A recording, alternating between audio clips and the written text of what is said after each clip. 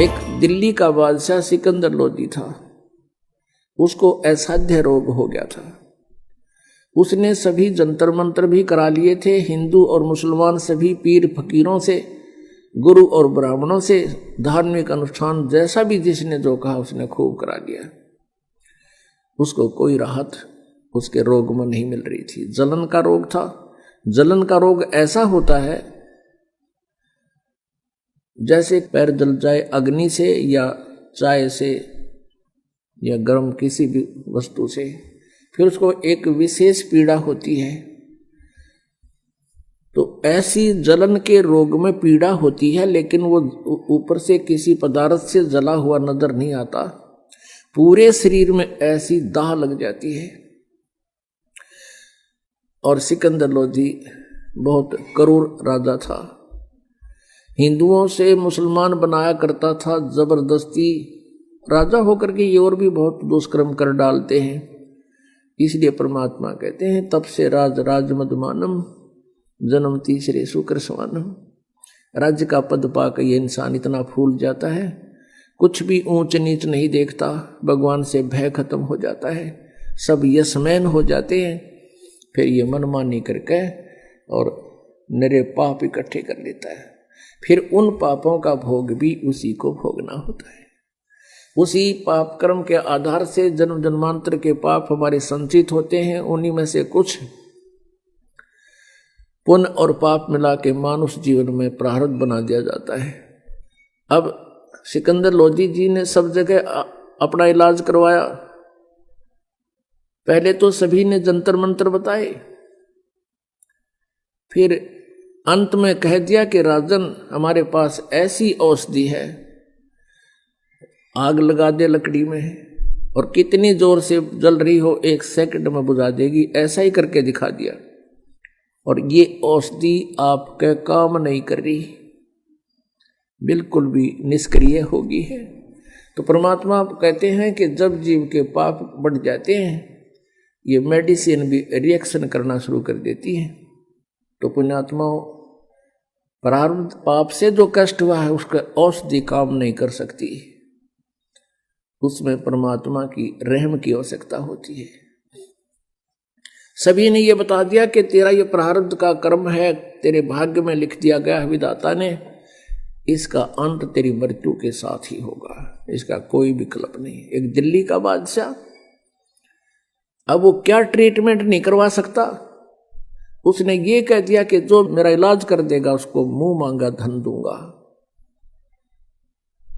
लेकिन सब विफल रहे। किसी ने बता दिया कि काशी में एक बहुत पहुंचे हुए महापुरुष है और कबीर नाम है उनका, यदि वो आप पर रहम कर दे तो आपका रोग दूर हो सकता है। और भी बहुत से प्रमाण बताए कि उसके ऐसे गड़बड़ थी, वो ठीक हो गया। दिल्ली में भी एक ऐसा व्यक्ति था, उसको ऐसे ठीक हो गया। फलाने गांव में ऐसे था, उसको ऐसे आराम हो गया। तब राजा को कुछ आशा की किरण दिखाई दी। सभी अपने मंत्रियों से कहा कि तुम काशी में चलने का प्रबंध करो। उन्होंने पहले घुड़सवार भेज दिए 2-3, और काशी के राजा थे वीरदेव सिंह बघेल,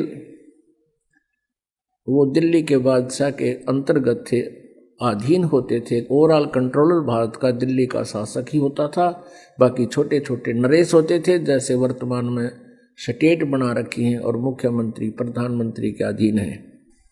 उधर से एक शेख तकी नाम का मुसलमान पीर, जो मुसलमानों का हेड गुरु था, हेड पीर था, और वो राजा का भी गुरु था, और उस शेख तकी के कंट्रोल में पूरा मुसलमान समाज था।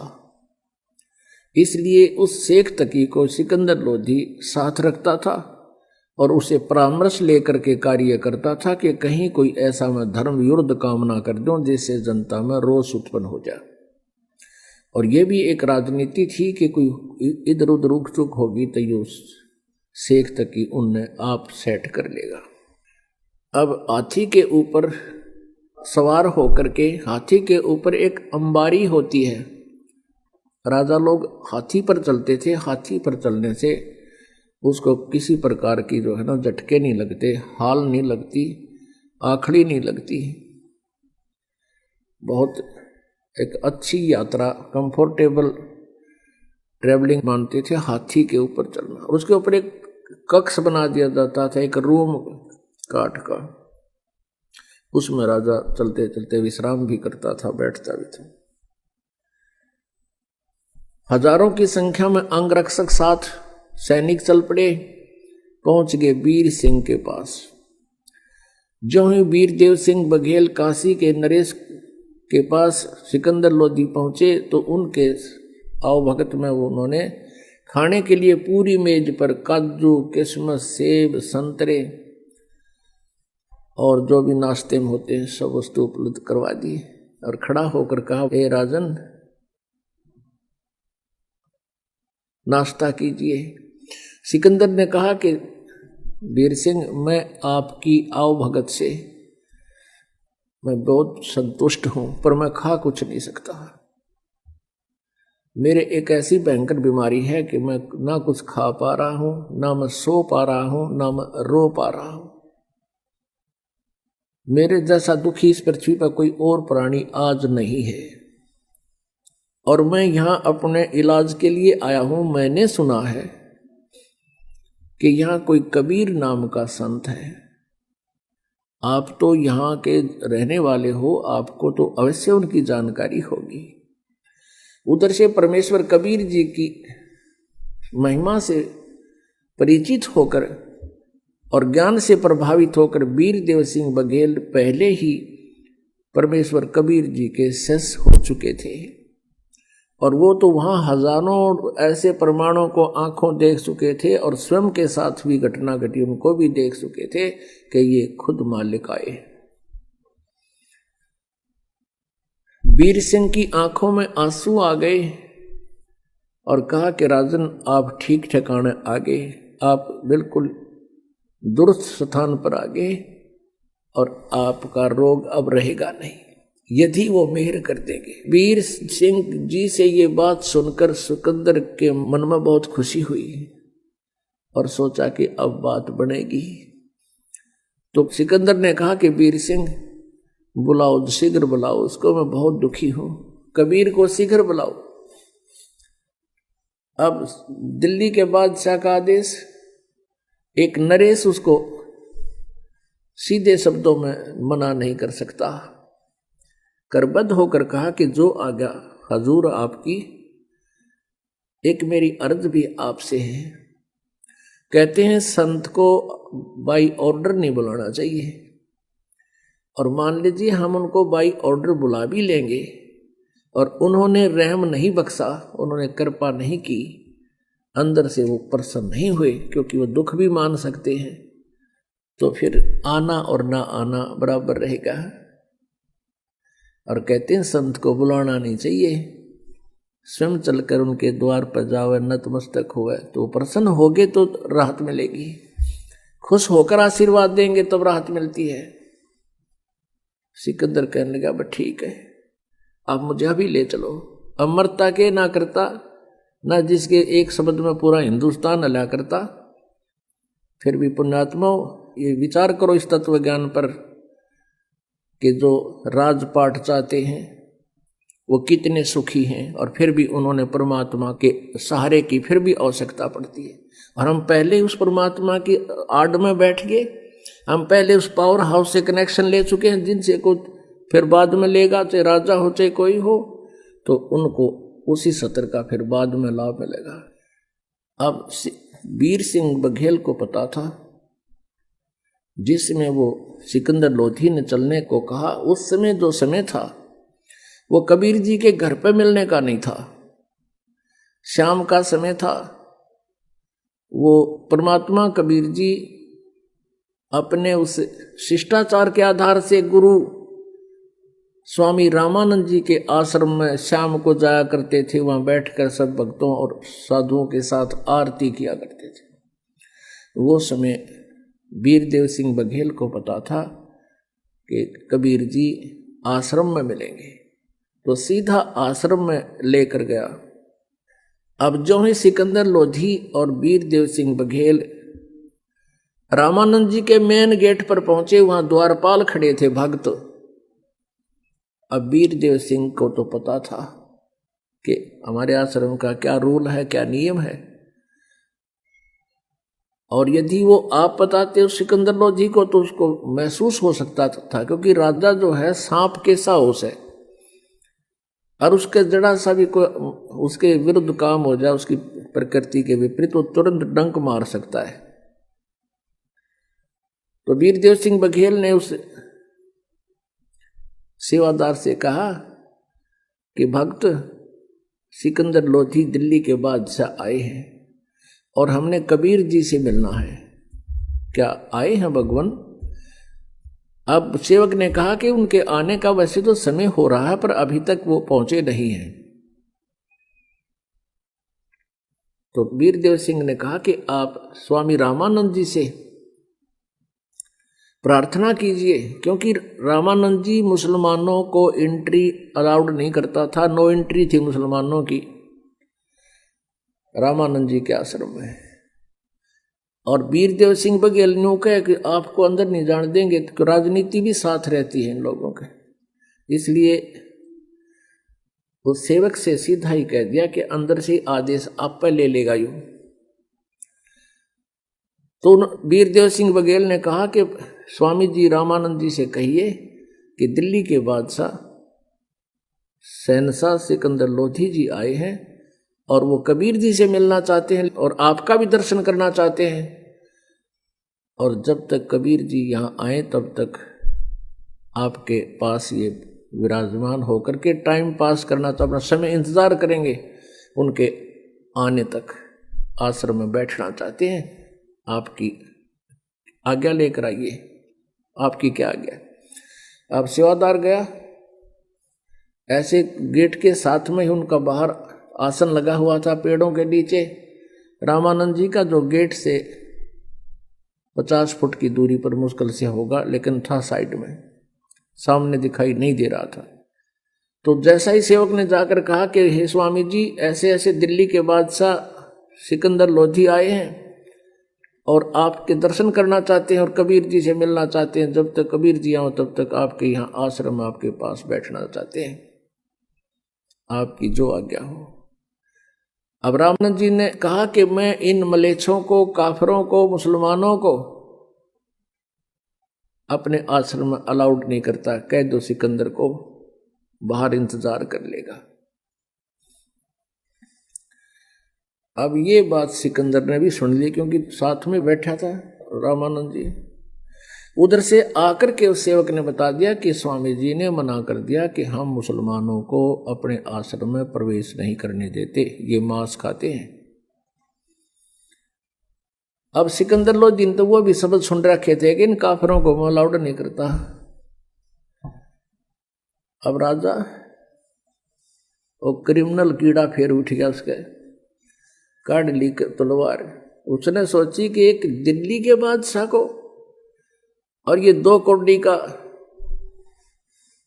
एक ऋषि ऐसे पेश आ रहा है, तो अन्य के साथ इसका क्या व्यवहार होगा। निकाल कर तलवार पहुंच गया अंदर, फिर किसकी परमिशन की जरूरत थी। और जाते ही रामानंद जी के कि तुम हमें काफिर कहता है, ले तुझे मजा चका, तो उसकी गर्दन काट दी तलवार से, 2 टुकड़े हो गए। अब ये मन गलती तो करवा दे है एक बार, आत्मा फिर रो है, देख इस नीच ने फिर के कर दिया कर्म। आत्मा रोती है, मन को बहुत धिक्कारती है। अब फिर उसका तुरंत याद आ गई। सिकंदर लोधी कहने लगा, वीर सिंह मैं बहुत नीच आदमी हूं, देख मेरे किसे खोटे कर्म लग रहे हैं। आया था अपना दुख निवारण करवाने के लिए, और देख गुस्से में आकर मैंने महात्मा की हत्या कर दी। अब कबीर जी भी मुझे राहत नहीं देंगे, क्योंकि मैंने उनके गुरु को मार दिया। अब चल वीर सिंह, चलते हैं वापस। अब कहते हैं परमात्मा सौछल छिद्र मैं करूं। अब फिर वो न्यो भी डर गया कि कबीर जी बहुत पहुंचे हुए महापुरुष हैं, और उन्होंने यदि तुझे श्राप दे दिया तेरी और बिरान माटी होएगी। अब जो ही वो आश्रम से दोनों राजा बाहर आए, सामने से कबीर परमेश्वर आश्रम में आ रहे हैं। अब वीर सिंह जी ने देखा आगे भगवान, तो अब वो शिष्य था उनका, दंडवत प्रणाम किया और कहा राजा से कि ये आगे भगवान, ये आगे है कबीर जी। अब सिकंदर लोधी की तो घीघी बंद रही थी, अगियो आगे आगे थे, मर गया तू तय। अब एकदम डरते ने उसने भी दंडवत प्रणाम किया। और पुण्यात्मा परमात्मा से लाभ उसी समय मिलता है जब हम अति अधीन हो जाते हैं। तो परमेश्वर ने उस सिकंदर लोधी को राहत देने के लिए ये भी एक लीला करनी पड़ी, और रामानंद जी भी सेट करने थे, उसमें भी कमजोरी रह रही थी। एक तीर से दो शिकार किए दाता ने। सिकंदर लोधी यदि भी नम्र नहीं होता, जैसे कबीर जी आते हैं और वो सीधी बात करो खड़ा खड़ा, मैं बहुत दुखी हूँ, मुझे राहत दे दो, मेरा इलाज करो। जैसे आम वैद्यों को बुलाता था, वैद्य नीचे बैठते थे, वो सिंहासन पर बैठता था। अगर ऐसे प्रभु के सामने वो एक्टिंग करता तो मालिक उसको कोई राहत नहीं देते। अब अति अधीन दीन हो प्राणी, वह को कहे ये अकथ कहानी। अब दोनों दंडवत किए हुए सामने, काशी नरेश और पूरे भारत का राजा, परमात्मा ने झुक के दोनों के सिर पे हाथ रखा, मुकुट समेत दंडवत प्रणाम कर रहे हैं, और परमात्मा ने उनके दोनों के सिर पे हाथ रखा आशीर्वाद वाला, और कहा इस गरीब के पास ये दो नरेश आज कैसे आगमन हुआ। अब सिकंदर लोधी खड़ा होकर आंखों में पानी भर के ये कहने लगा कि हे प्रभु, जिस उद्देश्य से हम आए थे आपके दर्शनार्थ, वो तो आपके सप्रस मात्र से मेरा दुख दूर हो गया। परमेश्वर ने यूं ही कहा था हाथ रख के कि ये दिल्ली के बादशाह और काशी नरेश आज कैसे आगमन हो गया दास के पास। तो ऐसे हाथ रखते उसका रोग ऐसे छू मंत्र हो गया जैसे कदे बीमार नहीं था। एकदम राहत पूरे शरीर में, बिल्कुल खुशी की लहर दौड़ गई। और सिकंदर लोधी ने समझ लिया ये तो अल्लाह आए हैं, चरण पकड़ दिए और कहने लगे प्रभु मुझे माफ कर दो, मैं बहुत नीच आत्मा हूँ, मैं बहुत पापी प्राणी हूँ। अब परमात्मा के सामने यो मन भाग जाता है, संत पूर्ण हो तो मन बकवाद छोड़ देता है और आत्मा उभर आती है। आत्मा भी नम्र है, ये मन दुष्ट है, इन दोनों का संयोग है। काल ने इसका अपना एजेंट इसके साथ छोड़ रखा है कि ये इसको पूरा प्रताड़ित करना है, मेरे पाप करवाने हैं। और परमात्मा की भक्ति से फिर ये मन रहता तो साथ है लेकिन अनुकूल हो जाता है।